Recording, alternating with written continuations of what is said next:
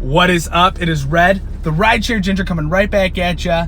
And this is going to be a kind of a quick hitting video, but I want to tell you a way to cheat quests just a little bit if you're close to getting it.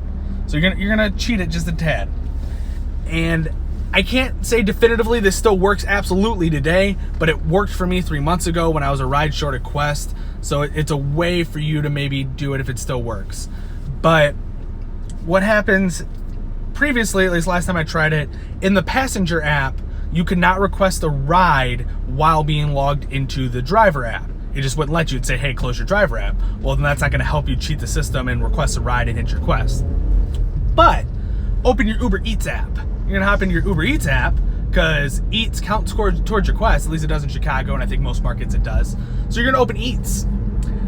Open Eats, you're going to request food, and you're going to request food from a restaurant close to you, and you're going to request something that's super cheap or something you really want, and try to find the lowest delivery cost there is because you don't want to spend a lot of money on it. But you're going to request that ride, or you're going to request that Uber Eats request and delivery, and make sure your Eats is on, and then you are going to accept it whenever it comes through. And sometimes it comes through not immediately after your request because some places wait for the food to start to be made before they put in that request. So keep that in mind. It might not come through immediately for you, but so just chill out and hang out and wait for it, and it'll tell you when you're paired with a driver on the passenger side, so you don't got to freak out until you're paired with a driver and then maybe try to cancel your order. But this isn't going to work if you're downtown Chicago, but it will work if you are in a suburb somewhere.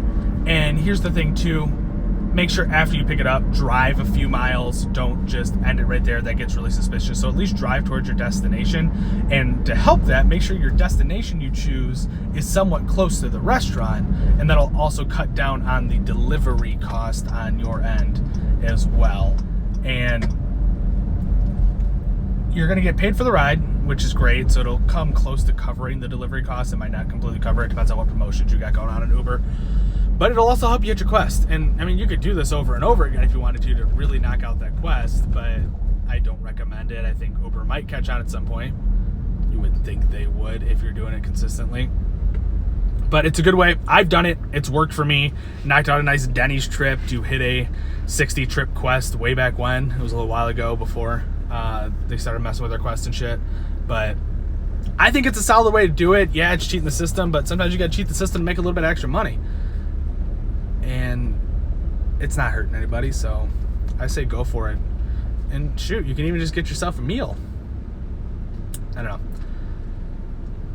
But I'm going to keep coming at you with some different tips here and there. I do have my Back to Basics series coming up for you soon. This will be for new drivers that are trying to get into the game and figure out some things.